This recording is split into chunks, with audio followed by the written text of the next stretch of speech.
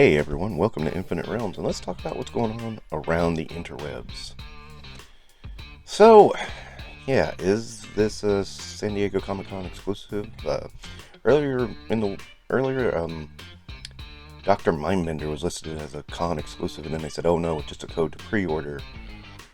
It kind of, it seems like a Hasbro move, though. It's kind of reminiscent of the 25th anniversary when they had Zorana and Jinx all be San Diego Comic-Con exclusives, and it really angered fans. And then, the apologists came in and said, no, it's okay, and I don't know, this is typical Hasbro behavior, though. It's like, they promise now that everybody will get one that wants one, but it does bring back that old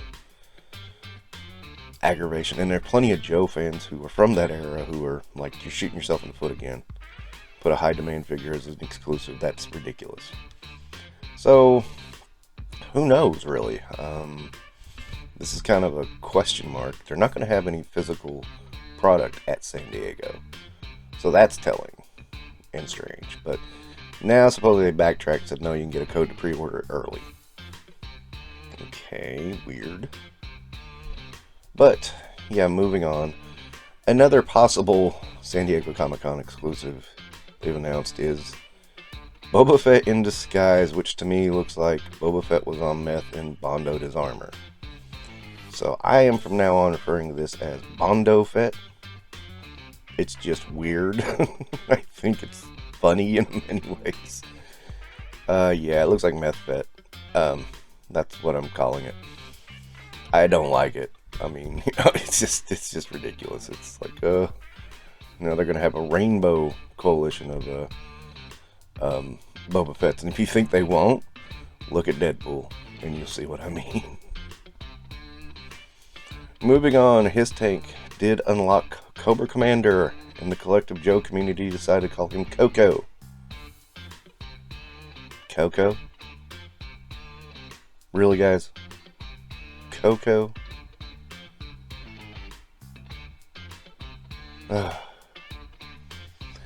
Nice to see a classic Cobra Commander. That would be one, I'm testing the waters on this line, but even if I don't get into this line, I might get a Cobra Commander. More than likely, since this one looks like the Mickey Mouse version of Co-co.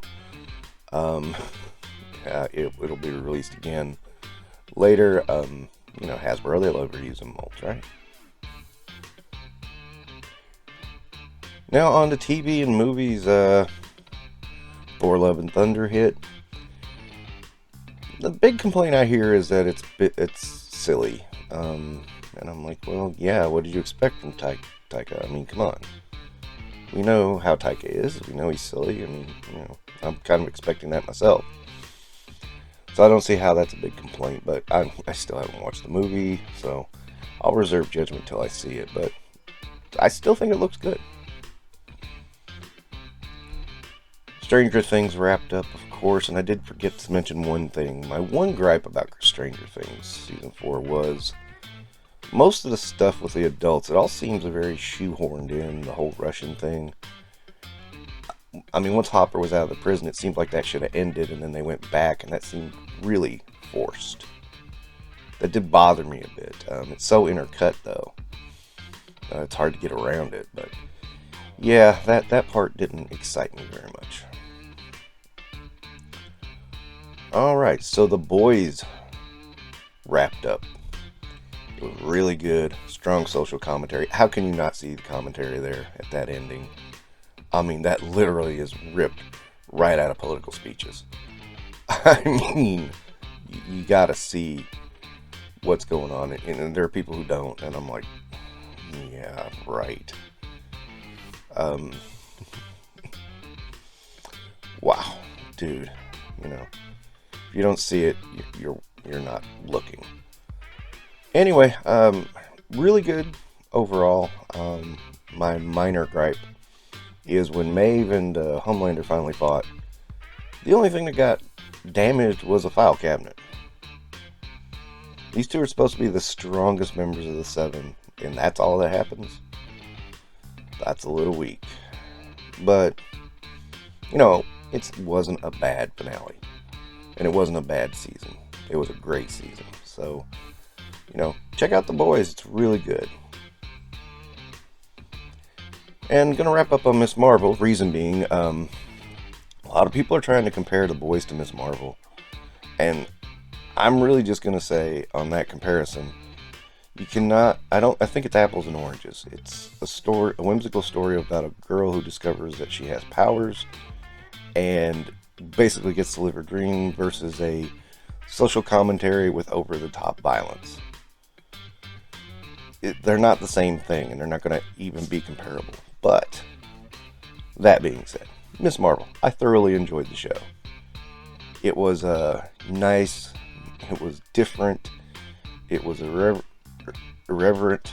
It was, it's something. It was kind of a breath of fresh air. And I know a lot of people didn't like it.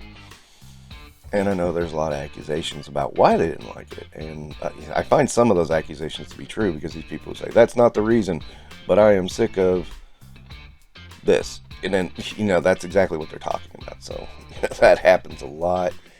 And it gets annoying. But, I say give it a chance. It will grow on you pretty quick. And I found myself kind of liking the music. It was kind of cool. A lot of music I've never heard before. And it had some nice rhythms to it. So, yeah, go check out Miss Marvel. Is it the best Marvel TV series from Disney Plus? No, it's not. But it wasn't bad. It was,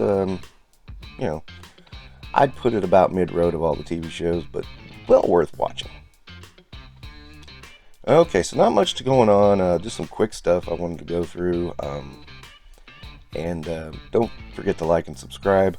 San Diego's next week, so we'll probably have a whole lot of things to talk about after San Diego Comic-Con. So we'll see. And you guys have a good day and have a good week.